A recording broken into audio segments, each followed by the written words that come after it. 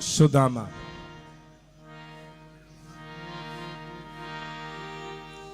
भगवान के लाडले हैं। सुदामा भगवान के प्यारे हैं। सुदामा और सुदामा में क्वालिटी क्या है? हम तो धन ना होने पर कह देते हमें तो सुदामा मान ले। धन के अभाव में हम कह देते हैं हमें सुदामा मान लो, लेकिन ऐसा नहीं है। सुदामा सुदामा कैसे है, इस पर थोड़ी सी दृष्टि डालें। कृष्ण श्यासीति सखा कश्चिद ब्राह्मणो ब्रह्मवेत्तम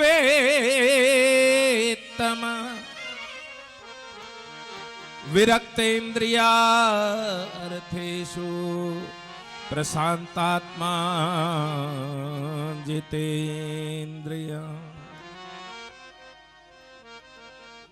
पहली सुदामा के अंदर क्वालिटी है कि वो परम मित्र है। मित्र नहीं है, परम मित्र है।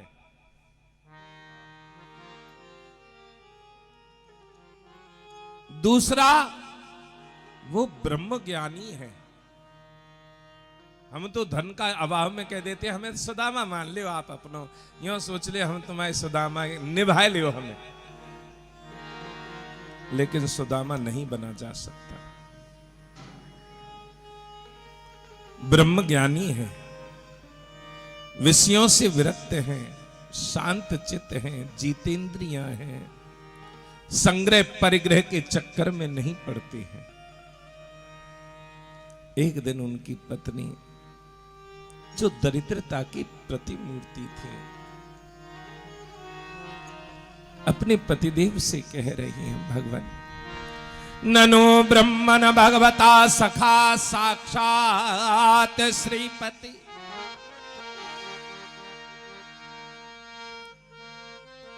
अपने पतिदेव से कह रही हैं, स्वामी मैंने सुना है कि साक्षात जो लक्ष्मी के पति हैं, जिनका नाम है कृष्ण, वो तुम्हारे सखा हैं, तुम्हारे मित्र हैं। और मैंने तो यह भी सुना है कि वो ब्राह्मणों का बड़ा मान सम्मान करते हैं।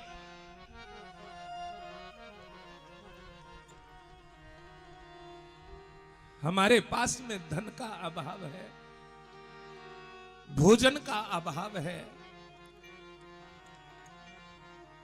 आप जाते क्यों नहीं?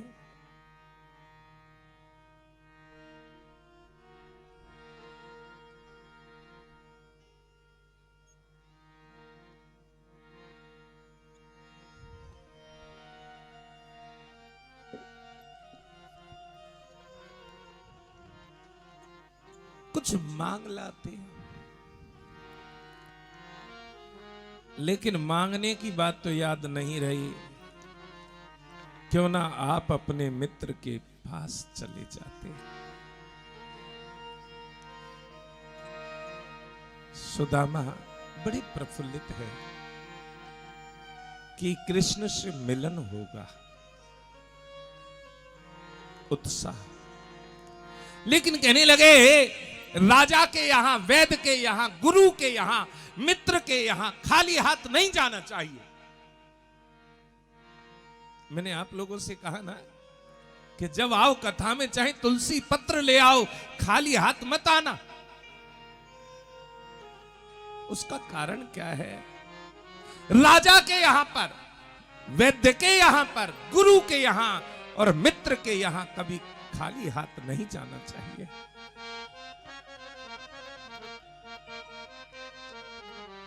सुदामा पत्नी से कह रहे हैं, कश्चिद गृहे कल्याणी दीयता। हे देवी कुछ तो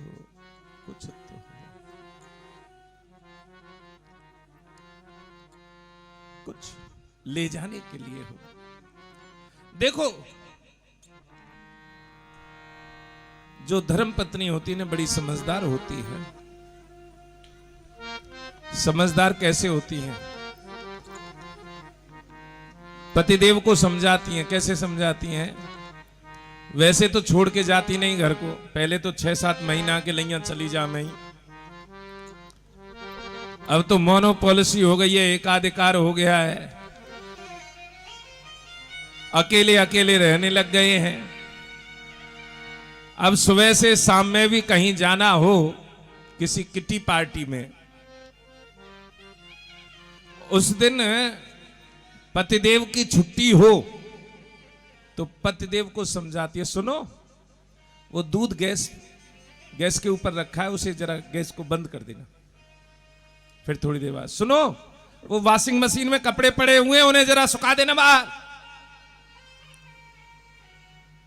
थोड़ी देर बाद में, सुनो वो सब्जी मैंने बना दी है और वो रोटी भी रखी है, बच्चों को दे देना। सुनो वो काम वाली आए ना तो यहां ढंग से डस्टिंग करा लेना। और पति देव भी कहता है सुनाती रहेगी कि कब जावेगी।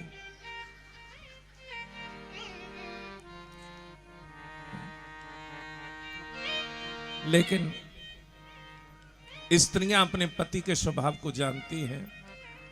सुशीला जानती है कि मैंने भले ही कह दिया है कि जाकर कुछ मांग ले, लेकिन ये मांगेंगे नहीं। उन्होंने 4 मुट्ठी चावल पड़ोसियों के यहां से लिए, और 4 मुट्ठी चावल में भी धान वाले, पसेमा भी, बासमती भी, मोटे भी, पतरे भी, टूटे भी, सब तरह के चावल।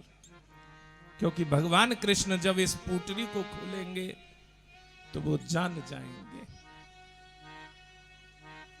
एक मैला कुचैला वस्त्र, नया तो था ही नहीं, नया होता तो खुद पहन लेते।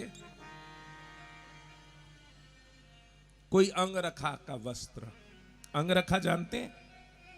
अंगरखा किसे बोलते हैं? हाँ, अंगरखा पता नहीं कितनी बार उससे नाक पाक पहुंची गई होगी बच्चों की। एक बार थोड़ा हम आगे चले फिर लौट के पीछे आ जाएंगे। सुदामा चावल की पोटली दबा के कहां ले गए? कांख में, बगल में। भैया बगल में सबसे ज्यादा तो पसीना आवे, दुर्गंध भी बगल के अंतर्गत ही आती है, और गर्मी भी बहुत ज्यादा। तो भैया वहां जाते जाते तो चावल रंध गए होंगे, उबल के तो तैयार हो गए होंगे। सोचो, और वो भी गुजरात की गर्मी है। आप सोचे इस बात। और फिर भी भगवान बड़े प्रेम से पाते हैं उन चावलों को, और उन्हीं चावलों में उन्होंने सुदामा जी को राजपाट दे दिया। रुक्मिणी जी कहने लगी, महाराज आपके लिए आपके भक्त फूल बंगला तैयार कराते हैं, आपके भक्त इत्रों की बौछार करते हैं, क्या आपको इन चावलों में दुर्गंध नहीं आती? तो भगवान कहते हैं, मैं तो भक्त के प्रेम के वशीभूत हूं, मुझे ना तो दुर्गंध आती है और ना ही सुगंध आती है, भक्त के भावों के अनुरूप में परिवर्तित हो जाता हूं,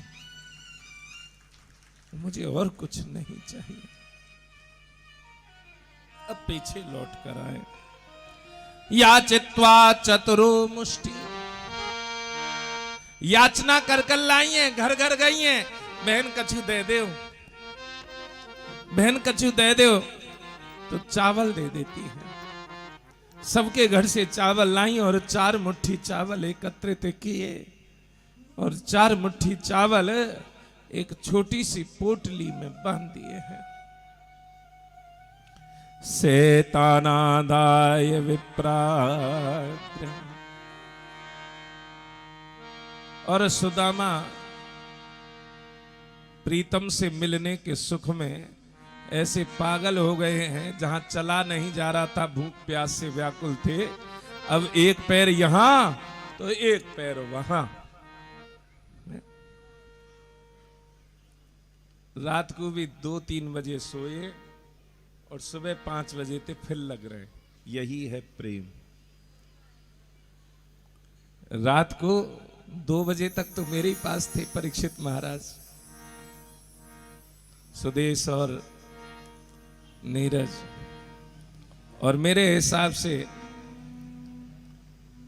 जब 2 बजे मेरे पास से आए हैं तो आधा पौना घंटा वैसे भी लग गया होगा,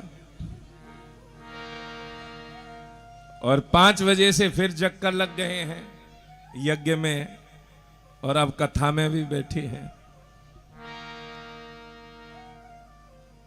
अब सोच लो, यही प्रेम है, जहां उत्साह हो। जहां उत्साह होता है वहीं प्रेम होता है।